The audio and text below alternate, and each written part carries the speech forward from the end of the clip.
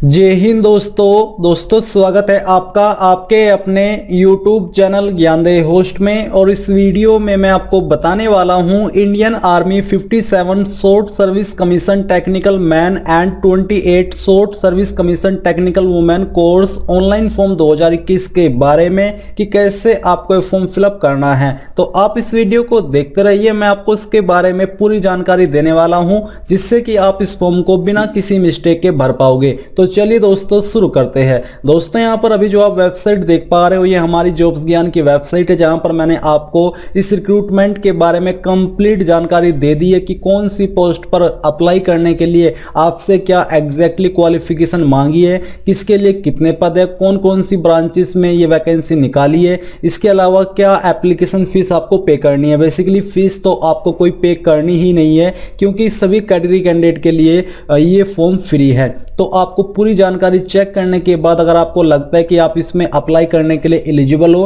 तो आप 23 जून 2021 तक अप्लाई कर पाएंगे। अप्लाई करने के लिए आपको अप्लाई ऑनलाइन के ऊपर क्लिक करना है। इसके बाद आपके सामने ऑफिशियल वेबसाइट आ जाएगी। यहां पर आपको ऑफिशियल सिलेक्शन में चेक एलिजिबिलिटी के ऊपर क्लिक करना है। इसके ऊपर क्लिक करने के बाद आपके सामने ऐसा इंटरफेस आ जाएगा। अब यहाँ पर आपको अपनी डेट ऑफ बर्थ सेलेक्ट कर लेनी है। इसके बाद जो भी आपका जेंडर है वो यहाँ से चूज कर लीजिए। क्वालिफिकेशन में यहाँ से जो आपकी क्वालिफिकेशन है, और आपने देख तो ले ही होगी कि कौन सी क्वालिफिकेशन से आप इसमें अप्लाई कर पाएंगे। इसमें फाइनल ईयर वाले कैंडिडेट भी अप्लाई कर सकते हैं। जो आपका स्टेटस है अपियरिंग या फिर पास का, वो आपको सिलेक्ट कर लेना है। मैरिटल स्टेटस यहाँ से आपको चूज करना है और ये करने के बाद आपको चेक एलिजिबिलिटी के ऊपर क्लिक करना है। इसके ऊपर क्लिक करने के बाद आप देखोगे कि आप जो भी पोस्ट पर अप्लाई करने के लिए एलिजिबल होगे वो यहां पर आ जाएगा। जैसे कि यहां पर short service commission technical man के लिए आप एलिजिबल हो, जिसमें कि एज 20 से 27 साल रखी है और ये क्वालिफिकेशन चाहिए। फाइनल ईयर वाले कैंडिडेट भी अप्लाई कर पाएंगे। तो अब आपको अप्लाई के ऊपर क्लिक करना है। अप्लाई के ऊपर क्लिक करने के बाद आपके सामने लॉगिन का पेज आ जाएगा, बट अभी आपको इसमें रजिस्ट्रेशन करना है तो रजिस्ट्रेशन के ऊपर क्लिक कर दीजिए। इसके ऊपर क्लिक करने के बाद यहां पर आपके सामने रजिस्ट्रेशन का पेज आने से पहले इंस्ट्रक्शंस आ चुके हैं, आपको उनको कंटिन्यू करना है। कंटिन्यू करने के बाद आपके सामने ऐसा इंटरफेस आ चुका है। अब आपको ये बताना है कि आप किस माध्यम से इस फॉर्म को रजिस्ट्रेशन करना चाहते हैं, आधार नंबर, इनरोलमेंट नंबर, या फिर आपके पास अभी कुछ भी नहीं है तो नन के ऊपर कर दीजिएगा। फिर दोस्तों जो भी आपका नेम है 10th की मार्कशीट के अनुसार वो यहाँ पर आपको फिलअप करना है। आपको अपने फादर का नेम यहाँ पर 10th की मार्कशीट के अनुसार ही फिलअप करना है। मदर नेम आपका जो भी है वो यहाँ पर आप एंटर कर दीजिए। इसके बाद डीओबी यहाँ से अपनी सिलेक्ट कर लीजिए। जो भी आपकी डीओबी है आपकी 10th की मार्कशीट के अनुसार वही आपको देनी होगी। अपनी ईमेल आईडी यहाँ पर एंटर करनी है, यहाँ पर मोबाइल नंबर डालना है और डालने के बाद आपको इन जानकारी को चेक करने के बाद सबमिट के ऊपर क्लिक करना है।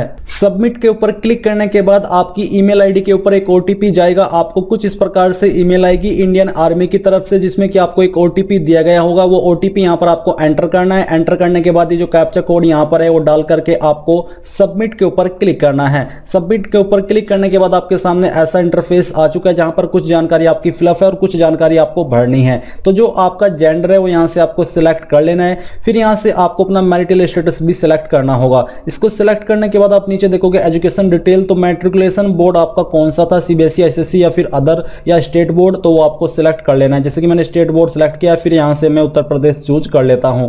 मैट्रिकुलेशन 10th सर्टिफिकेट यानी कि जो आपका 10वीं है और जो सर्टिफिकेट नंबर उसका होता है वो यहां पर लिख दीजिए। अगर आपकी मार्कशीट के ऊपर सर्टिफिकेट नंबर नहीं है तो आप 10th का रोल नंबर भी यहां पर दे सकते हैं।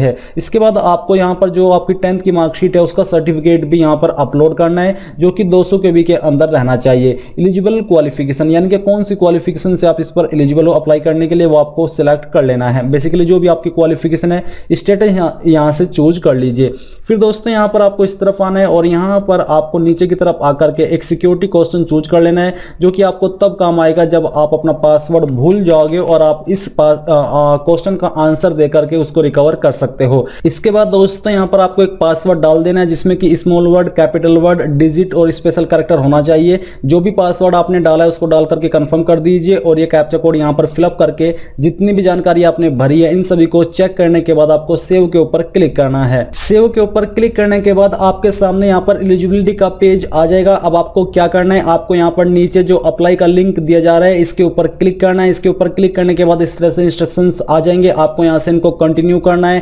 कंटिन्यू करने के बाद यहाँ पर आपको अपना फोटो और सिग्नेचर अपलोड करना है। साथ ही नेशनलिटी में आपको यहाँ से इंडियन सेलेक्ट कर लेना है। फिर जो आपका फोटो है उसका साइज 5 से 20 KB के बीच में होना चाहिए। तो जहाँ पर भी आपका फोटो है वो आपको यहाँ से इस प्रकार से सिलेक्ट कर लेना है और सिलेक्ट करने के बाद यहाँ पर उसको इस तरह से ओपन कर देना है तो यहाँ पर आ जाएगा। अब आपको सिग्नेचर अपलोड करना है। सिग्नेचर का साइज आपका 5 से 10 KB के बीच में होना चाहिए। तो जहाँ पर भी आपका सिग्नेचर है उसको आपको यहाँ से सिलेक्ट करके अपलोड कर देना है। तो चलिए इसको सिलेक्ट करके हम यहाँ से ओपन कर लेते हैं। तो ये सिग्नेचर आ चुका है। अब आपको सेव एंड कंटिन्यू के ऊपर क्लिक करना है तो ये जानकारी आपकी सेव हो जाएगी। अब आती है कम्युनिकेशन डिटेल यानी कि एड्रेस की जानकारी। तो जो भी आपका एड्रेस है वो यहाँ पर आपको आपकी आईडी के अकॉर्डिंग फिलअप कर देना है। कंप्लीट एड्रेस यहाँ पर आपको सिटी और या फिर विलेज का नाम आपको लिख देना है। स्टेट यहाँ से आपको अपनी सिलेक्ट कर लेनी है। डिस्ट्रिक्ट आपकी जो भी है उस स्टेट के अंदर वो सिलेक्ट कर लेनी है। आपके पोस्ट ऑफिस का पिन कोड यहाँ पर आपको एंटर कर देना है। अगर आपका परमानेंट और प्रेजेंट एड्रेस सेम है तो यहाँ पर टिक कर दीजिए। टिक करने के बाद नीचे आपको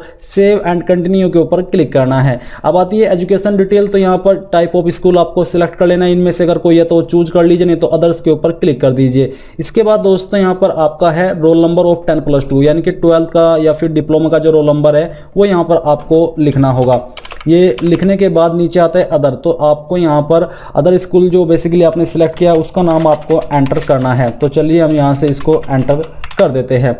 ये करने के बाद यहाँ से दोस्तों नीचे आपको एक और ऑप्शन देखने को मिलेगा जो कि है वेदर डिप्लोमा होल्डर और नोट। क्या आप डिप्लोमा होल्डर है? अगर है तो यस कीजिए, नहीं तो आपको नो ही रहने देना है। इसके बाद दोस्तों यहाँ पर अगर आप यस करते हो तो आपको जो परसेंटेज मार्क्स है जो कि आपने 12th या फिर डिप्लोमा के अंदर प्राप्त किए थे वो यहाँ पर आपको लिखने हैं। बेसिकली यहाँ पर मैं ये लिख देता हूँ क्योंकि मैंने 12th की जानकारी दी है कि कितनी परसेंटेज आपकी थी वो आपको बतानी है। मेन इंजीनियरिंग स्ट्रीम यानी कि जो आपका इंजीनियरिंग का मेन स्ट्रीम है वो कौन सा है वो आपको सिलेक्ट कर लेना है। इसको सिलेक्ट करने के बाद नोटिफाइड इक्विवेलेंट स्ट्रीम, क्या आपका कोई नोटिफाइड इक्विवेलेंट स्ट्रीम है वो यहाँ से आपको सिलेक्ट कर लेना है। तो चलिए हम इसको सिलेक्ट कर लेते हैं जो कि हमारा नोटिफाइड है। फिर यहाँ पर आता है date of joining engineering course की, यानी कि कब आपने जो आपका इंजीनियरिंग का कोर्स है वो ज्वाइन किया था वो आपको यहाँ से जो सिलेक्ट कर लेनी है। फिर यहाँ पर कब आपने अपना ये कोर्स कंप्लीट कर लिया था वो आपको सिलेक्ट करना होगा। तो चलिए यहाँ से हम इसको इस प्रकार से सिलेक्ट कर लेते हैं। सिलेक्ट करने के बाद नेम ऑफ कॉलेज, आपको अपने कॉलेज का नाम या फिर यूनिवर्सिटी का नाम यहाँ पर दे देना है फुल फॉर्म के साथ में। नेम ऑफ यूनिवर्सिटी, अगर आपने डायरेक्टली अपनी जो ये कोर्स है वो यूनिवर्सिटी से किया है तो आपको दोनों में यूनिवर्सिटी का नाम ही दे देना है। टाइप ऑफ यूनिवर्सिटी क्या थी वो आपको सिलेक्ट कर लेना है और फिर आपको स्टेट यानी कि कौन सी स्टेट के अंदर आपकी यूनिवर्सिटी लोकेटेड थी वो आपको सिलेक्ट कर लेनी है। तो यहाँ पर दोस्तों आपको दोनों फॉर्मेट दिए जा रहे हैं। अगर आपने सेमेस्टर वाइज पढ़ाई की है तो सेमेस्टर वाइज यहाँ पर आप नंबर दे दीजिए। अगर ईयर वाइज की है तो आप यहाँ पर ईयर वाइज दे सकते हैं। जैसे कि अगर आपने सेमेस्टर वाइज की है तो आपको semester first, semester 2, semester 3 total marks डालने होंगे, उसमें आपको कितने नंबर आए थे वो डालने होंगे। अगर आपने ईयर वाइज की है तो आप ईयर वाइज का ही कॉलम का इस्तेमाल करेंगे, सेमेस्टर का इस्तेमाल नहीं करेंगे। जैसे कि यहाँ पर मैं टोटल मार्क्स 100 डाल देता हूँ और उसमें से आपको कितने आए थे वो आपको यहाँ पर लिख देना। ये मैं आपको एग्जाम्पल के रूप में बता रहा हूँ। इसके बाद आपको जो आपका सेकंड ईयर है उसमें कितने आए थे वो भरने। तो इसी प्रकार से आपको नंबर्स को भर लेना है और फिर आपको कैलकुलेट के ऊपर क्लिक करना होगा। कैलकुलेट करने के बाद आप देखोगे कि आपके यहाँ पर परसेंटेज और cumulative of percentage marks scored वो आ चुके हैं। अब आपको यहाँ पर सेव एंड कंटिन्यू के ऊपर क्लिक करना है। इसके ऊपर क्लिक करने के बाद एसएसबी की कुछ जानकारी है। अगर आपने एसएसबी का कुछ आपके पास डिटेल्स है तो आपको यस करना है, नहीं तो आपको सिंपली नो कर देना है अगर आपने एसएसबी के अंदर पार्टिसिपेट नहीं किया है। अगर आपने किया है तो यहाँ पर आपको जो आपका एंट्री है वो सिलेक्ट करना होगा, लोकेशन चूज करनी होगी और जो आपका ईयर एंड मंथ है वो आपको सिलेक्ट करना होगा। मैं यहाँ पर नो कर देता हूँ क्योंकि आप फ्रेशर है तो आप यहाँ पर नो कर दीजिए एंड सेव एंड कंटिन्यू के ऊपर क्लिक कर दीजिए। अब आपके सामने आपके फॉर्म का प्रीव्यू आ चुका है जहां पर आपके द्वारा भरी गई सभी जानकारी को आप वन लास्ट टाइम कंफर्म कर सकते हो और यहाँ पर टिक कर दी के आपको सबमिट के ऊपर क्लिक करना है। आपको बोला जा रहा है कि download button will appear below this page 30 minutes after closing of online application, यानी कि जब ये ऑनलाइन एप्लीकेशन क्लोजिंग होगी उसके 30 मिनट पहले 30 मिनट बाद आपको यहाँ पर जो आपके फॉर्म का पीडीएफ है वो डाउनलोड करने का लिंक मिल जाएगा और जो आपका एडमिट कार्ड है वो भी आपको ऑनलाइन ही ट्रांसफर कर दिया जाएगा। आपको रोल नंबर यहीं पर जानकारी मिल जाएगी। आपको बोला कि the changes in edit mode will take effect only after clicking on submit button. Roll number will not be generated for application not finally submitted, यानी कि जो फाइनली सबमिट नहीं होगी फॉर्म उनको रोल नंबर जनरेट नहीं किया जाएगा, जिनके पूरी तरीके से सबमिट होंगे उन्हीं को जनरेट किया जाएगा। तो ये सभी जानकारी कंफर्म करने के बाद आपको नीचे यहाँ पर सबमिट के ऊपर क्लिक करके यहाँ से ओके कर देना है। ओके करने के बाद आप देखोगे your application has been successfully submitted, आपको यहाँ से ओके करना है। हिस्ट्री ऑफ एप्लीकेशन में जाकर के आप यहाँ से अपने फॉर्म का स्टेटस भी चेक कर सकते हो। तो इसी प्रकार से आप लोग Indian army SSC technical online form 2021 को भर पाओगे। आई होप ये जो प्रोसेस है वो आपको पसंद आया होगा। अगर आपका कोई सवाल कोई डाउट है तो आप कमेंट के माध्यम से पूछ लीजिएगा। एंड इस वीडियो के लास्ट में मैं आपसे कहना चाहूंगा कि आप इस वीडियो को लाइक शेयर और आपके अपने यूट्यूब चैनल ज्ञानदेह होस्ट को सब्सक्राइब करके बेल आइकन को ऑन कर ले, जिससे कि आपको आगे आने वाली वीडियोस के नोटिफिकेशन मिल पाए। Thanks for watching. जय हिंद।